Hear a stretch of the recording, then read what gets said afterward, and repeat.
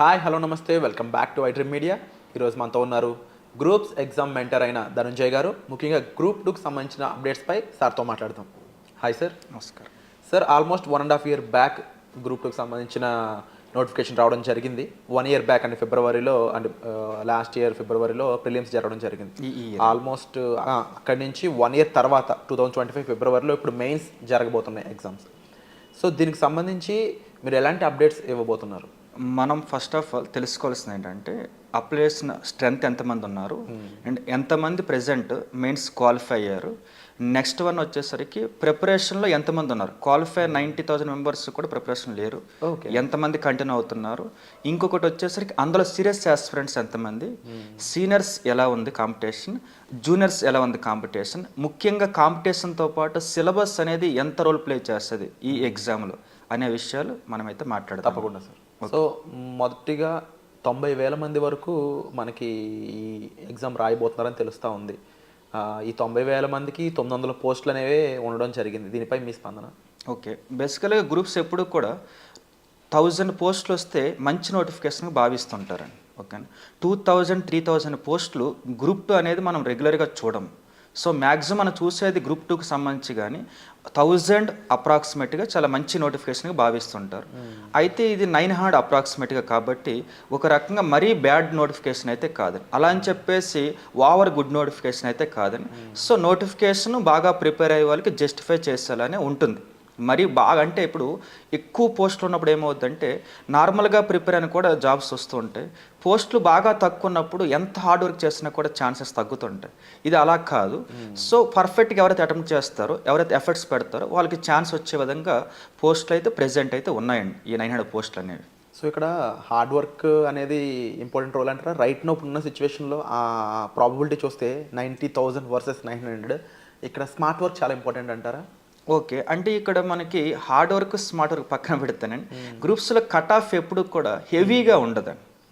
మీరు గతంలో 2011 కానీ 12 కానీ 16 కానీ ఆర్ 18 నోటిఫికేషన్ రిజల్ట్ 19లో, సో ఇది కానీ మీరు గ్రూప్ 2కి సంబంధించి కట్ ఆఫ్ మరీ హెవీగా అయితే ఉండదండి. సపోజ్ మనకి ఇంకా బాగా చెప్పాలంటే 450 మార్క్స్ ఎగ్జామ్ జరిగినప్పుడు 300 మార్క్స్ అప్రాక్సిమేట్ అంటే ఇంకా 66% అనేది మంచి కట్ ఆఫ్ అంటే మంచి మార్క్స్ అవుతుంటాయి అనమాట. కాబట్టి ఎప్పుడూ కూడా మనకి ఎవ్రీ 100 మార్క్స్లో 66 మార్క్స్ వస్తే కన్ఫామ్గా జాబ్ వచ్చే ఛాన్స్ ఉంటుంది గ్రూప్ 2కి సంబంధించి. కాకపోతే మీరు అర్థం చేసుకోవాల్సింది ఏంటంటే ఆ 66 మార్క్స్ ఒకప్పుడు సిలబస్కి బాగున్నాయి, కానీ ఇప్పుడు 100 మార్క్స్ 66 మార్క్స్ ఇప్పుడున్న సిలబస్కి అయితే మాత్రం అంత ఈజీగా అనిపించడం లేదు. కాబట్టి నా ఒపీనియన్ ప్రకారము ఎవరైతే బాగా ప్రిపేర్ అవుతారో, అంటే హార్డ్గా ప్రిపేర్ అవ్వాలి, కొన్ని ఏరియాస్ స్మార్ట్గా కూడా ప్రిపేర్ అవుతారు. సో వాళ్ళకి ఆటోమేటిక్గా ఒక 50 మార్క్స్ అబవ్ వచ్చే ఛాన్స్ ఉంటుంది ఎవ్రీ 100 మార్క్స్కి. సో ఆటోమేటిక్గా జాబ్ వచ్చే ఛాన్స్ అయితే ఉంటుందండి. అంటే ఇక్కడ మీరు బ్యాలెన్స్ చేయాల్సింది ఏంటంటే హార్డ్ వర్క్ కన్ఫర్మ్ నీడ్ అండి. ఇప్పుడు మనకున్న టైంలో ఎక్కువ అవర్స్ అనేది హార్డ్ వర్క్ చేయాల్సి ఉంటుంది. వాటితో పాటు ఏ ఏరియాస్ చూడడం అనేది చాలా ఇంపార్టెంట్. దీన్ని స్మార్ట్ వర్క్ అంటాం. అంటే సిలబస్ మొత్తం చూస్తే హార్డ్ వర్క్ అయిపోతుంది. సో చదవాలంటే హార్డ్ వర్క్ నీడే, కానీ ఇందులో కొన్ని ఏరియాస్ రివిజన్ చేయాలి. So smart work need, hard work కూడా నీడ్ అండి, రెండు పే చేస్తాయి రిజల్ట్ని. సో సిలబస్ అన్నారు కాబట్టి ఈ 2 పేపర్స్లో సిలబస్ అనేది ఏ విధంగా ఉండబోతున్నా అంటారు? ఎస్, బేసికల్గా మనకి గతంలో అంటే 2008లో సిలబస్ కొద్దిగా మార్చారండి. 16లో పేపర్ వైజ్ చేంజ్ చేయలేదు, కానీ జస్ట్ చిన్న చిన్న సబ్జెక్టులు చేంజ్ చేస్తారు 16లో. ఆ తర్వాత పెద్దగా చేంజెస్ ఏం జరగలేదండి సిలబస్లో. కానీ ఈ నోటిఫికేషన్కి వచ్చేసరికి ఏమైందంటే సిలబస్ పూర్తిగా డిఫరెంట్గా, అంటే అర్థం ఏంటంటే పేపర్ ప్యాటర్న్ చేంజ్ చేస్తారు. అంటే పేపర్ 1, పేపర్ 2, పేపర్ 3 ఉండేవి ఇంతకుముందు. పేపర్ 3 తీసేశారు, పేపర్ 1, పేపర్ 2 మాత్రమే ఉంచారనమాట. పేపర్ 1లో మనకి 2 సబ్జెక్ట్స్ ఉంటాయి. ఓకే, ఈ 2 సబ్జెక్ట్స్లో మనకి హిస్టరీ అని చెప్పేసి స్టేట్ హిస్టరీ అంటే ఏపీ హిస్టరీ అని చెప్పి ఒకటి ఉంటుంది, అలాగే ఇండియన్ కాన్స్టిట్యూషన్ ఉంది. సో ఇది పేపర్ 1కి వాళ్ళు మెన్షన్ చేసిన సిలబస్ హెడ్డింగ్స్. పేపర్ 2లో మనకి ఎకానమీ, ఇండియన్ ఎకానమీ ఉంది, స్టేట్ ఎకానమీ ఉంది, ఇది ఒకటి. అండ్ ఇంకొక సబ్జెక్ట్ వచ్చేసరికి మనకి ఇందులో సైన్స్ అండ్ టెక్నాలజీ అని చెప్పేసి ఫస్ట్ టైం గ్రూప్స్లో జిఎస్ పేపర్లో కాకుండా ఒక మెయిన్ పేపర్లో సిలబస్కి ఇంక్లూడ్ అయింది SNT, science and technology. So ఇప్పుడు ఇది మనకి పేపర్ వైజ్ వాళ్ళు మెన్షన్ చేసిన హెడ్డింగ్స్. పేపర్ 1లో 2 సబ్జెక్ట్స్, పేపర్ 2లో 2 సబ్జెక్ట్స్. ఇప్పుడు మనకి చాలామంది వరకు పేపర్ 1 అనేది కొద్దిగా ధీమాగా ఉంటారు. ఎందుకంటే పేపర్ 1 గతం గ్రూప్ 2కి అలాగే ఉంది, ఇప్పుడు గ్రూప్ 2కి కూడా అలాగే ఉంది. అంటే పేపర్ 1 అని కాదు కానీ సిలబస్ అలాగే ఉంది, స్టేట్ హిస్టరీ, ఇండియన్ కాన్స్టిట్యూషన్. కానీ పేపర్ 2లో డ్రాస్టిక్ చేంజెస్ వచ్చేసింది అనమాట. ఎలా అంటే ఎకానమీలో ఇండియన్ ఎకానమీ, స్టేట్ ఎకానమీ ఇచ్చారు, ఇండియన్ ఎకానమీలో లెసన్స్ చేంజ్ చేసేసారు ఒకటి. అలాగే స్టేట్ ఎకానమీ అలాగే ఉంది. ఎస్ఎన్టీ అనేది కొత్త సబ్జెక్ట్ అండి, పేరుకే అది సైన్స్ అండ్ టెక్నాలజీ, కానీ సైన్స్ అండ్ టెక్నాలజీలో కొంతపాటు ఎన్విరాన్మెంట్ ఇవ్వడం, కొంతపాటు ప్యూర్ ఎస్ఎన్టీ ఇవ్వడం, హెల్త్ ఇష్యూస్ ఇవ్వడం, అది కూడా ఓవరాల్ కవర్ చేస్తారు. ఇలా మనకి 2 పేపర్లు అయితే మెన్షన్ చేస్తారు. మనం ఫిబ్రవరి 23 ఎగ్జామ్లో సో మార్నింగ్ ఒక పేపర్, ఆఫ్టర్నూన్ ఒక పేపర్ అయితే ఇవే ఉంటాయి. ఇప్పుడు మనం పేపర్ 1 సిలబస్ ఒక్కసారి కొద్ది క్లారిటీ మాట్లాడితే, పేపర్ 1లో మనకి ఒక సబ్జెక్ట్ స్టేట్ హిస్టరీ ఉందన్నమాట, ఆంధ్రప్రదేశ్ సాంస్కృతిక చరిత్ర అంటారు. రెండోది ఇండియన్ కాన్స్టిట్యూషన్. ఓకే, సో ఇందులో ఆంధ్రప్రదేశ్ సాంస్కృతిక చరిత్ర అనేది పాత సిలబస్సే ఉంది, కాకపోతే 5 యూనిట్స్ ఇస్తారనమాట. అంటే ప్రతి సబ్జెక్ట్లో 5 యూనిట్స్ ఉంటాయి. 5 యూనిట్స్లో ఫస్ట్ యూనిట్లో చిన్న చేంజ్ వచ్చింది. ఏంటా చేంజ్ అంటే, ఫస్ట్ యూనిట్లో వచ్చేసరికి దీన్ని మనం ఏన్షియంట్ ఏపీ హిస్టరీ అని పిలుస్తాం, బేసికల్గా ప్రాచీన ఆంధ్రప్రదేశ్ చరిత్ర అని పిలుస్తాం. ఇందులో మనకి గతంలో జాగ్రఫీ కూడా, స్టేట్ జాగ్రఫీ కూడా యాడ్ అయి ఉండదు కొద్దిపాటు, అది తీసేశారు. పాయింట్ నెంబర్ 2 వచ్చేసరికి ఏన్షియంట్ హిస్టరీలో మనకి ముఖ్యంగా ఫస్ట్ శిలాయుగం అని పిలుస్తారు, స్టోన్ ఏజ్ అని, తర్వాత శాతవాహనాస్ ఎరా అని పిలుస్తారు, తర్వాత మనకి ఇక్ష్వాకాస్ అని పిలుస్తారు, విష్ణు కుండినేస్ అని వస్తుంది. దీని తర్వాత మధ్యలో ఆనంద గోత్రికాసు, శాలంకాయనస్, బృహత్పలాయనస్ వీళ్ళంతా వస్తారనమాట. వీళ్ళందరినీ తీసేసి డైరెక్ట్గా ఈస్టర్న్ చాళుక్యస్ అని మెన్షన్ చేశారు. అంటే మనకి ఫస్ట్ పేపర్లో ఏపీ హిస్టరీలో ఏన్షియంట్ హిస్టరీలో మాత్రమే చేంజ్ జరిగింది, మిగిలినవన్నీ యాజ్ ఇట్ ఈజ్ యూనిట్స్ ఉన్నాయన్నమాట. సో దీనికి ధీమా ఏంటంటే, ఎప్పటి నుంచో ఇదే సిలబస్ ఉంది కాబట్టి, గతంలో క్వశ్చన్స్ అడిగారు కాబట్టి, సోర్స్ కూడా బలంగా ఉంది కాబట్టి ఎక్కువ మంది దీని మీద బాగానే ప్రిపేర్ అవుతున్నారు. సో మనం చెప్పదలుచుకుంది ఏంటంటే, ఇక్కడ పేపర్ 1లో అది హిస్టరీలో 5 యూనిట్స్ ఉంటాయి. స్కోరింగ్ పార్ట్ వచ్చేసరికి ఒకటి ఏన్షియంట్ ఏపీ హిస్టరీ, ఒక ప్రాచీన ఆంధ్రప్రదేశ్ చరిత్ర. రెండో స్కోరింగ్ పార్ట్ వచ్చేసరికి యూనిట్ 4కి వెళ్ళిపోవాలన్నమాట. యూనిట్ 5 కూడా స్కోరింగ్ పార్ట్, అది మోడర్న్ ఏపీ హిస్టరీ.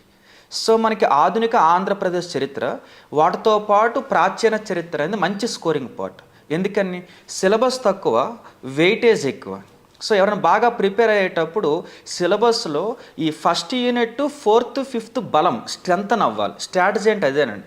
అంటే మీరు అన్నారు స్మార్ట్ వర్క్ అని చెప్పి, స్మార్ట్ వర్క్ అంటే అర్థం ఏంటంటే లైన్గా వెళ్తే వెయిటేజ్ మారిపోతుంది, ఇంకొకటి హెవీగా చదవాల్సి వస్తుంది. ఇప్పుడు మనం చెప్పుకున్న 5 యూనిట్స్లో ఫస్ట్ యూనిట్ 4th 5th బాగా చదివితే వెయిటేజ్ ఉంది, కానీ సిలబస్ తక్కువ ఉంది కాబట్టి మంచి కమాండ్ వస్తుంది. ఇక మనం సెకండ్ యూనిట్, థర్డ్ యూనిట్ చూసినప్పుడు సిలబస్ ప్రకారం హెవీ సిలబస్ ఉంది.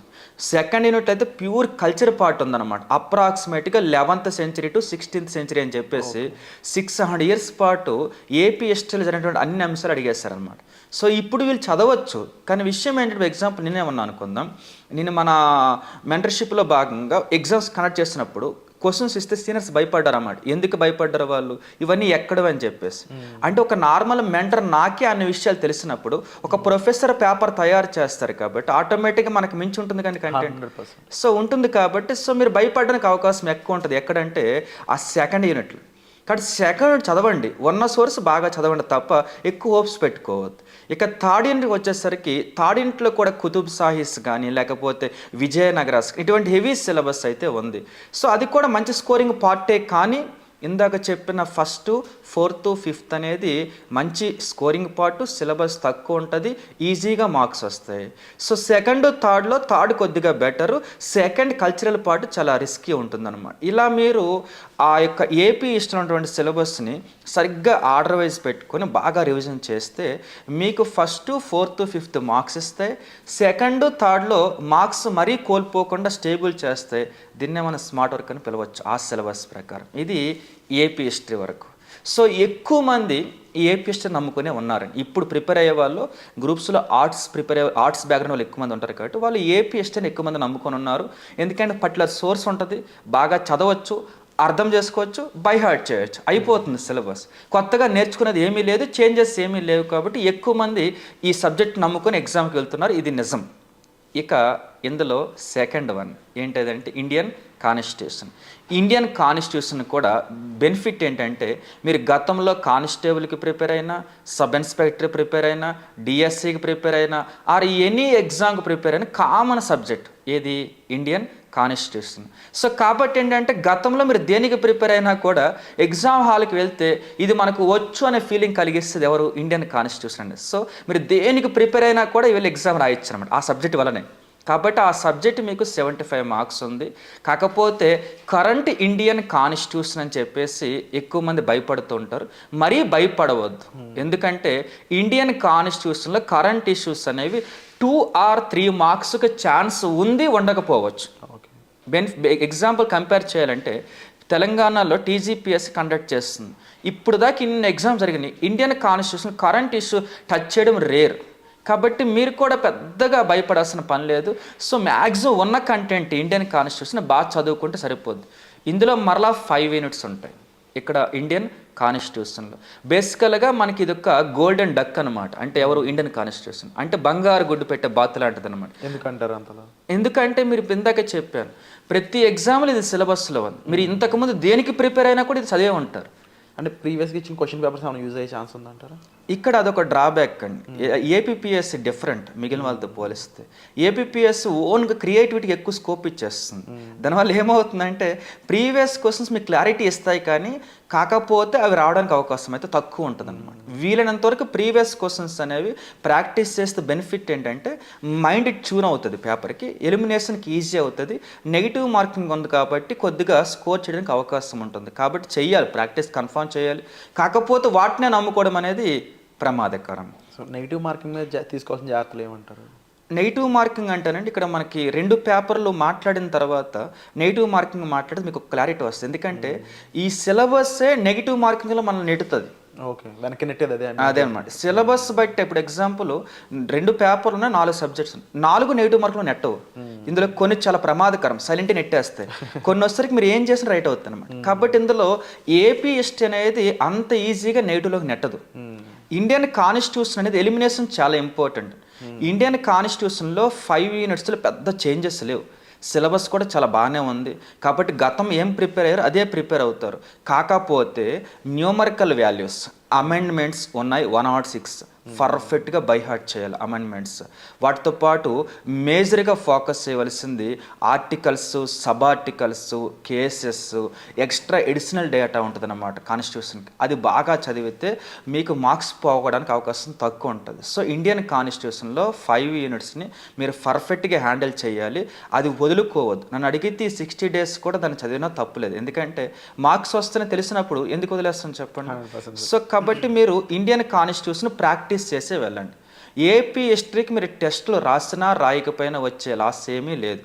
ఇండియన్ కాన్స్టిట్యూషన్ కన్ఫామ్గా టెస్ట్ పేపర్లైనా ప్రాక్టీస్ చేయాలా, టెస్ట్లైనా రాయాలి. ఎందుకంటే మైనర్ మిస్టేక్స్ ఎక్కువ ఉంటాయి ఇండియన్ కాన్స్టిట్యూషన్. అవి పోకూడదు. అవి పోయినాయి అంటే సెకండ్ పేపర్ మీకోసం వెయిట్ చేస్తుంది నెగిటివ్స్లో నెట్టడం కోసం.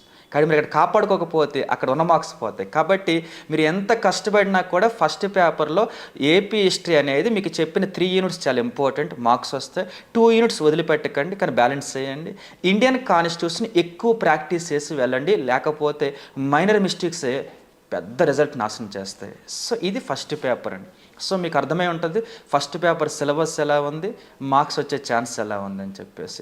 ఇంతవరకు ప్రశాంతంగా ఉంటారు. మీరు ఎవ్వరు ఏపీపీఎస్సీ ఆస్పిరెంట్ మాట్లాడినా కూడా నాకు వచ్చు ఫస్ట్ పేపర్ అని అంటారు తప్ప నాకు భయంగా ఉందని ఎవ్వరూ మాట్లాడరండి. ఒక్క యూపీఎస్సీ ఆస్పిరెంట్స్ మాత్రం ఏపీ గ్రూప్ 2 రాస్తున్నారు. ఇప్పుడు ఈ 90,000 మెంబర్స్లో అప్రాక్సిమేట్గా 10,000 మెంబర్స్ యూపీఎస్సీకి ప్రిపేర్ అవుతూ ఏపీపీఎస్సీ గ్రూప్ 2 రాయబోతున్నారు.